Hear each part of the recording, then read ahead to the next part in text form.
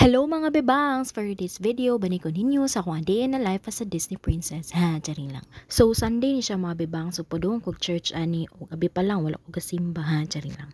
After sa church, kay napami leadership meeting. So, dili mi mag-leadership meeting sa Benny by Sam's Coffee at bangang ni siya sa Philcris sa Kimpo Boulevard. Personally, ganahan jud kay ko sa place kay pagsulod pa lang namo, very homey gid kay siya ang vibes unya, very aesthetic ha.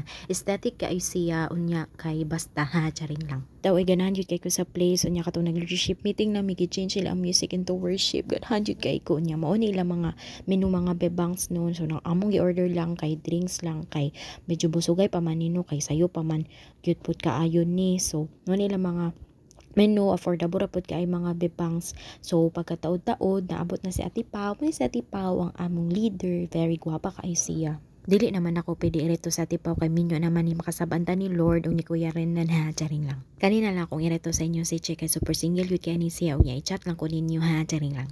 Tapos naabot na po si Jean Claire, among sister in the Lord po, tapos iyang anak na si Timothy. And then nag-start among leadership meeting, nag-start na ang words Ate Pau, so maminaw na ta. So mo ni mong gipang order, nagdrink sa gyud tanan sa kung gi-order kay Oreo cookie or cookie Oreo basta narato diya sa duha, bahala na mo pagsabot kay dagko naman mo ha, charing lang. Tapos maka-bless food kay nay pa Bible verse ilang drinks niya, very lami po ilang drinks diri. So next week kaluy-an basi diri na pud mi mag leadership meeting, matry na namo ang ilang foods. Okay, bye.